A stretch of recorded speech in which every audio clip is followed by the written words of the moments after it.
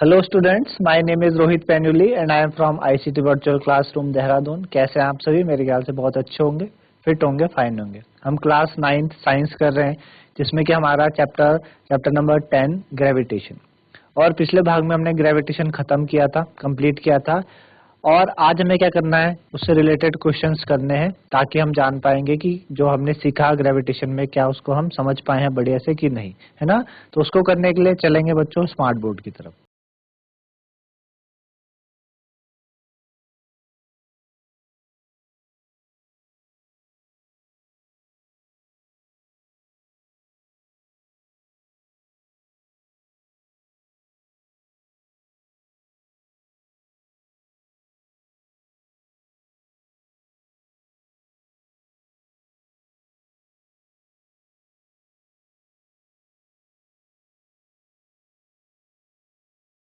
तो आज का पहला क्वेश्चन है, the volume of a 500 gram sealed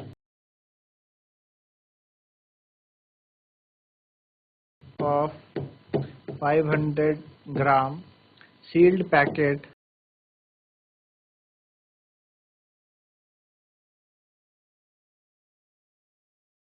is 350 centimeter cube. ठीक, will the packet float? Will the packet float or sink in a water if the density of water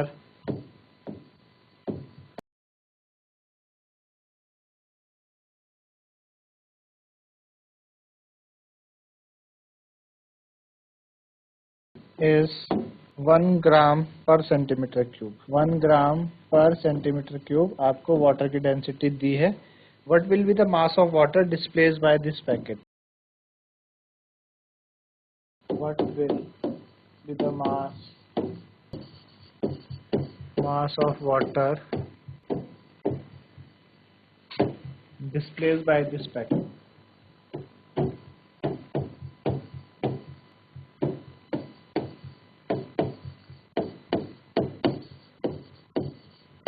Displaced by this packet। ठीक है, तो ये है आपके पास question कि आपके पास क्या है, एक वॉल्यूम है, एक सील्ड पैकेट है, जिसका आपको मास दिया है कितना, आपको 500 ग्राम, है ना। मास कितना है उस पैकेट का, mass of sealed packet 500 gram. 500 gram उसका मास दिया है। फिर क्या बोला, the mass of volume of 500 gram sealed packet is 350 centimetre cube, और उसका वॉल्यूम भी आपको दिया है। वॉल्यूम ऑफ सील्ड पैकेट 350, ठीक है ना, सेंटीमीटर क्यूब उसका वॉल्यूम दिया है। वो आपको बोला कि उस पैकेट को जब वाटर के सरफेस के ऊपर रखेंगे तो वो फ्लोट करेगा या डूब जाएगा। ये वाटर का सरफेस है, इस वाटर सरफेस के ऊपर आपने उस पैकेट को, सील्ड पैकेट को रखा, तो ये पैकेट इसके अंदर डूबेगा या फ्लोट करेगा, एक तो ये बताना है। और वाटर की डेंसिटी आपको दी है ना। डेंसिटी कितनी है वाटर की,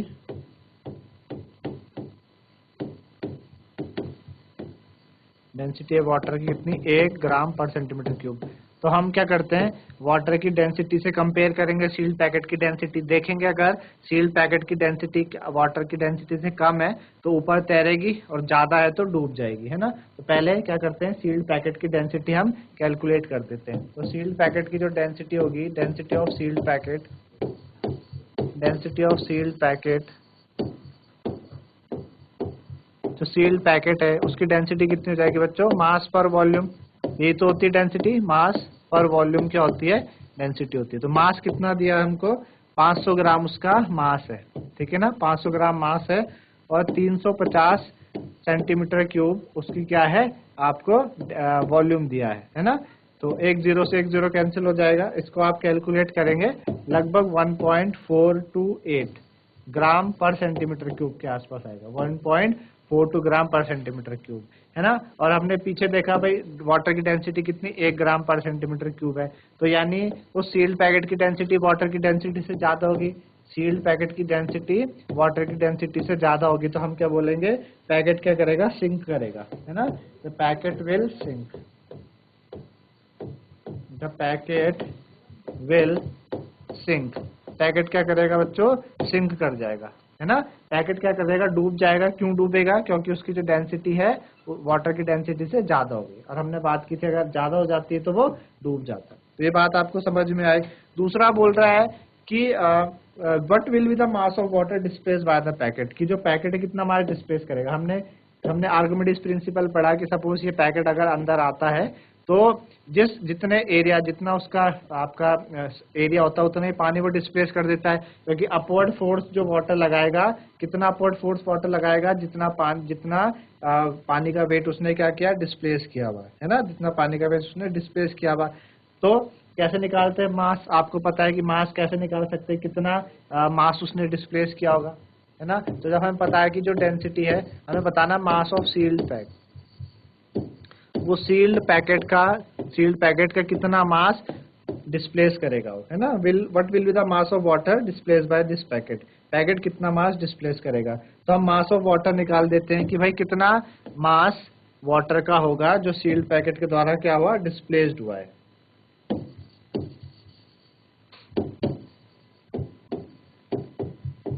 डिस्प्लेस्ड बाय सील्ड पैकेट, ठीक है। तो आपको पता है डेंसिटी क्या है, मास पर वॉल्यूम, है ना। तो मास क्या हो जाएगा, डेंसिटी इनटू वॉल्यूम, है ना। मास क्या हो जाएगा, डेंसिटी इनटू वॉल्यूम। तो डेंसिटी आपको दे रखी है कितनी, वाटर की 1 ग्राम, है ना। वॉल्यूम इनटू डेंसिटी, यहाँ पे मास हो जाएगा वॉल्यूम इनटू डेंसिटी। तो डेंसिटी पता है हमको 1 ग्राम पर सेंटीमीटर क्यूब, और आपका वॉल्यूम कितना था, 350, है ना। 350 सेंटीमीटर क्यूब उसका क्या था, वॉल्यूम था। 350 को हमने जब इससे इंटू करा तो सेंटीमीटर क्यूब से सेंटीमीटर क्यूब कैंसिल हो जाएगा, बचेगा क्या, 350 ग्राम। तो 350 ग्राम आपका वाटर डिस्प्लेस हो जाएगा, यानी जो मास ऑफ वाटर है जो डिस्प्लेस करेगा वो सील्ड पैकेट, वो कितना हो जाएगा, 350 का, ठीक है ना। तो इस तरीके से आपको ये क्वेश्चन करा आपने, मेरे ख्याल से समझ में आया। हमको जो जो वैल्यूज दी थी पहले उनको आपको देखना है क्या क्या दिया है। जैसे आपको सील पैकेट का 500 ग्राम दिया है, उसका वॉल्यूम आपको दिया है, वाटर की आपको डेंसिटी दी है। अब वाटर की डेंसिटी दी है तो इस सील पैकेट की डेंसिटी आप निकाल लो मास पर वॉल्यूम से। दोनों को कंपेयर करा, देखा कि सील पैकेट की डेंसिटी वाटर की डेंसिटी से क्या है, ज्यादा है तो वो डूब जाएगी, कम होती तो तैरती। फिर बोला कि जब वो डूब रहा पैकेट तो पैकेट ने कितना पानी का जो मास है डिस्प्लेस किया, तो हमने भाई मास ऑफ वाटर निकाला। कैसे निकालेंगे, वॉल्यूम इनटू डेंसिटी से। आपको वॉल्यूम दे रखा है 350 सेंटीमीटर क्यूब वॉल्यूम था, है ना, इतना पानी हमने उसमें लिया है, और डेंसिटी कितनी, 1 ग्राम, तो वहां से हमारा मास निकल गया 350 ग्राम, ठीक। तो इस तरीके से ये क्वेश्चन मेरे ख्याल से आप लोगों को समझ में आया कि कैसे किया जाता है। अगला, why does a block of plastic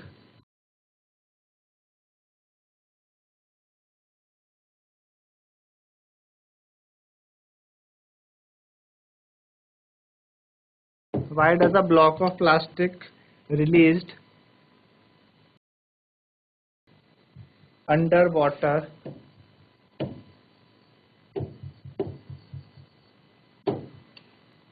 come up to the surface of water, to the surface of water, ठीक। ये बोल रहा है कि जो आपका ब्लॉक ऑफ प्लास्टिक है, ठीक है ना, उसको आपने क्या किया, अंडर वाटर रिलीज कर दिया तो वो एकदम सरफेस के ऊपर आ जाता है। जैसे मैंने आपको एग्जांपल भी दिखाया था कि सपोज आपके पास कोई बकेट है, हमारे पास क्या है, कोई बकेट है, और इस बकेट के अंदर पानी भरा हुआ, और हम आपका जो मग होता है, मैंने यहाँ पे मग इंसर्ट किया, है ना, मग इंसर्ट किया, और थोड़ी देर बाद मैंने उस मग को, आपने किया भी होगा घर में, उस मग को आप छोड़ देते हैं, रिलीज कर देते हैं, तो देखते हैं ये जो मग है वापस से सरफेस के ऊपर आ जाता है। तो पूछ रहा है ऐसा क्यों होता है ना, ऐसा क्यों होता है। तो हमने वहां पे बात की थी, ऐसा इसलिए हो रहा है, क्यों, क्योंकि जब हम क्या कर रहे हैं, उस मग को हम नीचे की तरफ क्या कर रहे हैं, डाउनवर्ड फोर्स हम क्या कर रहे हैं, एक्सर्ट कर रहे हैं, हम नीचे की तरफ क्या करते हैं, डाउनवर्ड फोर्स एग्जर्ट करते हैं, और वो किस फोर्स ऑफ, यानी आपका जो फोर्स ऑफ ग्रेविटी है उससे नीचे की तरफ जाता है। लेकिन जो आपके पास लिक्विड है वो क्या करता है, ऊपर की तरफ क्या करता है, ऊपर की तरफ क्या करता है, फोर्स ऑफ अट्रैक्शन लगाता है, जिसको हमने FW कहा था, जिसको हम अपथ्रस्ट भी कहते हैं, है ना, और बायंसी भी कहते हैं।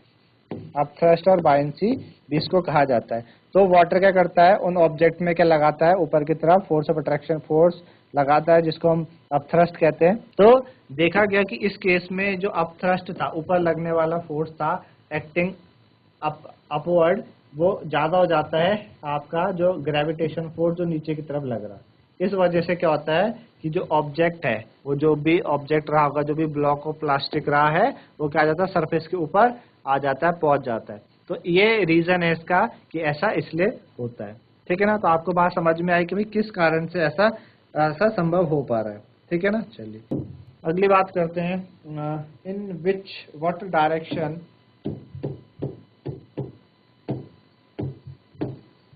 in what direction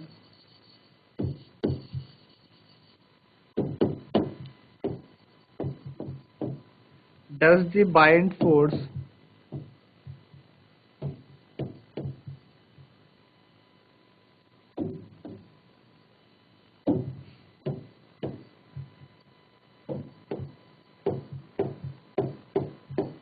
force on an object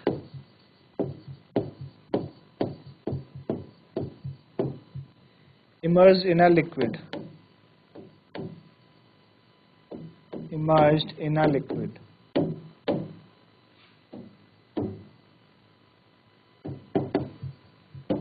ठीक है, in what direction does the buoyant force on an object immersed in a liquid?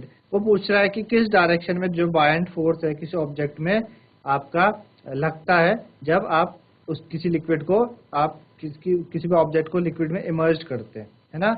तो अभी आपको बताया, आपने पीछे भी देखा कि भाई ये कंटेनर है हमारे पास, या ये कोई बकेट है, इसमें हमने पानी भरा हुआ और इसके अंदर के हमने के एक ऑब्जेक्ट भेजा, है ना, इसके अंदर हमने ऑब्जेक्ट भेजा। तो हम देखते हैं कि जो लिक्विड है, लिक्विड क्या करता है, ऑब्जेक्ट को ऊपर की तरफ धकेलता है। उसी कारण से तो ये जो मग है ऊपर की तरफ आया, इसी को हमने अपथ्रस्ट भी बोला और बायंसी भी बोला। तो हमने कहा नीचे की तरफ FW लग रहा है और ऊपर की तरफ इस ऑब्जेक्ट पे लगता है, उसी को हम क्या बोलते हैं, बायंट फोर्स और अपथ्रस्ट कहते हैं। तो आपका आंसर होना चाहिए कि भाई किस डायरेक्शन पे बायंट फोर्स ऑब्जेक्ट पे लगता है जो लिक्विड में इमर्ज हुआ, आप बोलेंगे अपवर्ड डायरेक्शन, या आप बोल सकते हैं कि डायरेक्शन अपोजिट टू द, आपका जिस डायरेक्शन में ऑब्जेक्ट जा रहा है, ऑब्जेक्ट तो नीचे की तरफ है ना, उसके अपोजिट डायरेक्शन, या आप बोल सकते हैं कि इन अपवर्ड डायरेक्शन, है ना। तो हमारा आंसर हो जाएगा कि in upward direction.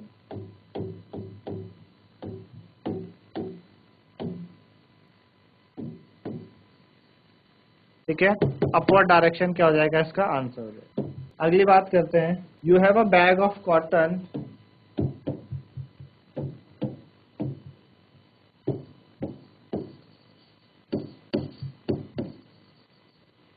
you have a bag of cotton and an iron bar, आपके पास एक कॉटन का बैग है और एक आयरन बार है, each indicating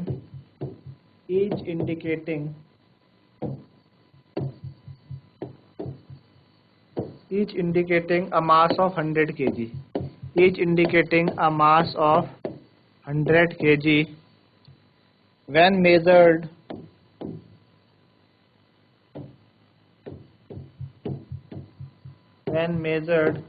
on a weighing machine,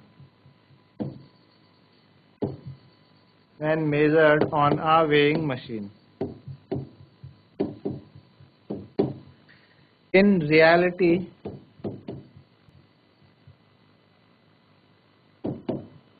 one is heavier than the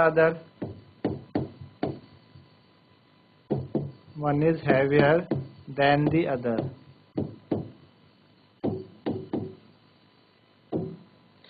Can you say which one is heavier and why?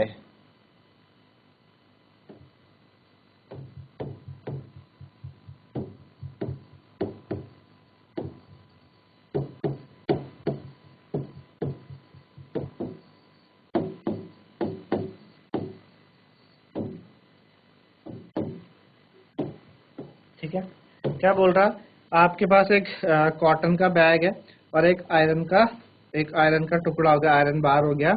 दोनों का जो आपका ये क्या बता रहा है, मास ऑफ 100 किलो। जब उसको हमने एक वेइंग मशीन में दोनों को तोलने के लिए रखा तो हमें 100 किलो का वो आया। रियलिटी में एक भारी होता है, एक हल्का होता है। तो कौन सा भारी होगा, कौन सा हल्का होगा? ठीक है ना, कौन सा भारी होगा, कौन सा हल्का होगा। अब आपको बताया था कि भाई जो हैवीनेस है बैग की, है ना, हैवीनेस बैग की, वो कैसे डिफाइन करेंगे हम? डेंसिटी से। भाई डेंसिटी क्या होती है? मास पर वॉल्यूम। अब हमने देखा कि दोनों का जो मास है, कॉटन बैग का भी मास और आयरन बैग का भी मास, दोनों का मास तो सेम है, लेकिन जो वॉल्यूम होगा कॉटन बैग का और जो वॉल्यूम होगा आयरन बैग का, वो हमको कंपेयर करना पड़ेगा कि भाई दोनों का वॉल्यूम कितना है। तो जितना वॉल्यूम होगा, भाई सपोज अगर जिसका वॉल्यूम ज्यादा होगा तो उसकी डेंसिटी कम हो जाएगी, और जिसका वॉल्यूम कम होगा उसकी डेंसिटी ज्यादा हो जाएगी, है ना। तो हम देखते हैं किस तरीके से। तो हमें पता है कि भाई डेंसिटी क्या है, मास पर वॉल्यूम। अब कॉटन का भी mass, mass of cotton equal to mass of iron bar, दोनों का मास हो गया बराबर। लेकिन वॉल्यूम किसका ज्यादा है ना, आयरन बैग का है या कॉटन का? तो हम देखा कि जो वॉल्यूम है कॉटन का, जो कॉटन का वॉल्यूम है वो ज्यादा होता है आयरन बैग से। कॉटन का वॉल्यूम आयरन से क्या होता है, ज्यादा होगा। कॉटन का वॉल्यूम होता है, वॉल्यूम क्या होता है, स्पेस ऑक्यूपाइड बाय, कोई भी बॉडी कितना स्पेस ऑक्यूपाई करती है ना। तो हम देखेंगे अगर आप एक कॉटन का बैग है या वहां से कॉटन निकालो तो हम देखें वो ज्यादा स्पेस ऑक्यूपाई कर रहा है एज कम्पेयर टू आयरन। तो कॉटन का जो वॉल्यूम है वो आयरन के वॉल्यूम से ज्यादा है। अब कॉटन का वॉल्यूम ज्यादा, कॉटन का वॉल्यूम क्या हो गया, ज्यादा, तो कॉटन की डेंसिटी हो जाएगी कम। तो कॉटन की डेंसिटी क्या हो जाएगी, कम हो जाएगी, है ना। और आयरन का वॉल्यूम क्या है, कम है, तो आयरन की डेंसिटी ज्यादा, तो आयरन की डेंसिटी क्या हो जाएगी, ज्यादा हो जाएगी। आई समझ में आपको बात?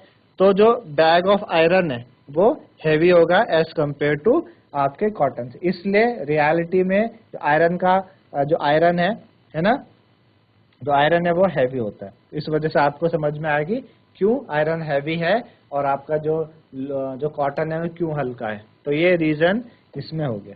एक है you find your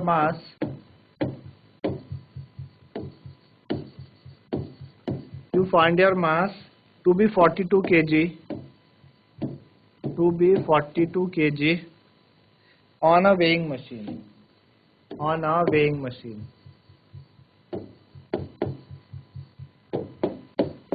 आपने देखा कि जब आप वेइंग मशीन के ऊपर खड़े हुए तो आपका जो मास था वो 42 किलो था, ठीक है ना। Is your mass more or less than 42 kg? Is your mass more or less than 42 kg? क्या आपका मास 42 kg से ज्यादा है या कम है, ये बात हमको करनी है ना। तो जो वेइंग मशीन है एक्चुअली क्या बताती है, वेइंग मशीन हमें क्या बताएगी? आप अगर वेइंग मशीन के ऊपर आप खड़े हो जाएं तो वेइंग मशीन हमें क्या बताएगी, वेइंग मशीन बताएगी weight of the object. Weighing machine क्या बताती है, वेट ऑफ द ऑब्जेक्ट या वेट ऑफ द बॉडी। और वो क्या होता है, जो एक्सेलरेशन ड्यू टू ग्रेविटी लगा रहा है, जी, है ना, small g acceleration due to gravity लगाता है जो कि नीचे की तरफ लगता है। तो जो मास जो उसने 42 kg बताया वेइंग मशीन ने, वो सेम होगा हमारे एक्चुअल मास के बराबर, है ना, एक्चुअल मास के बराबर सेम होगा। क्यों? क्योंकि मास तो क्या बच्चों, मास है आपकी क्वांटिटी ऑफ इनर्शिया। जो मास होता है वो क्या होता है, क्वांटिटी ऑफ इनर्शिया। और आपको पता है कि इनर्शिया क्या रहता है, रिमेन सेम। मास क्या है, क्वांटिटी ऑफ इनर्शिया।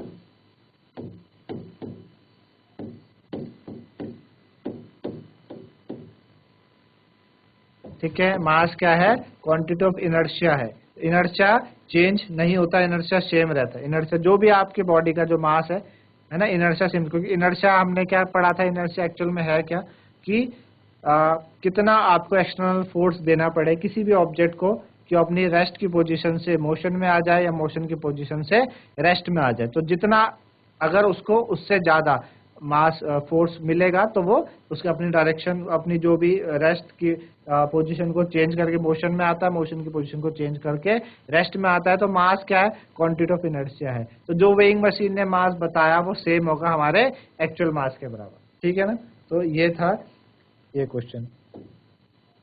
एक टर्म आई कि what do you mean bye What do you mean by buoyancy? What do you mean by buoyancy? What do you mean by buoyancy? है ना, buoyancy से आप क्या समझते हैं, buoyancy क्या होती है? तो आपको अभी बताया कि जो अपवर्ड फोर्स है ना, जो अपवर्ड फोर्स लगता है लिक्विड द्वारा ऊपर की तरफ, गैस और फ्लूइड, यहाँ पे हम फ्लूइड बोलेंगे क्योंकि सॉलिड तो लगाएगा नहीं, हम बोल सकते हैं कि भाई upward force exerted by any fluid, ठीक है, on an object is known as buoyancy, ठीक है ना।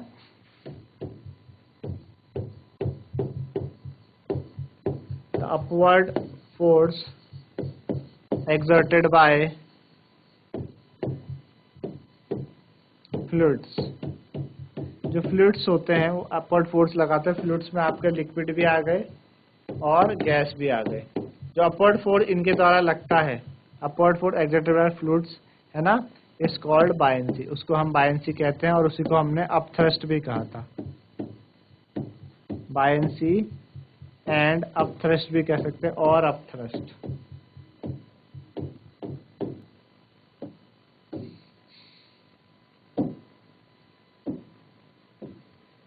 ठीक है। तो ये हो गया और upthrust,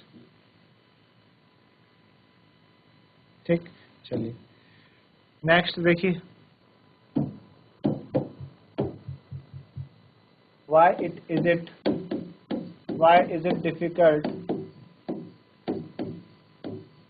is it difficult to hold a school bag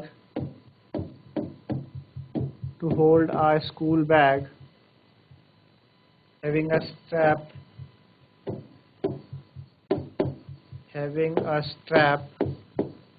why is it difficult to hold a school bag having a strap made of thin and strong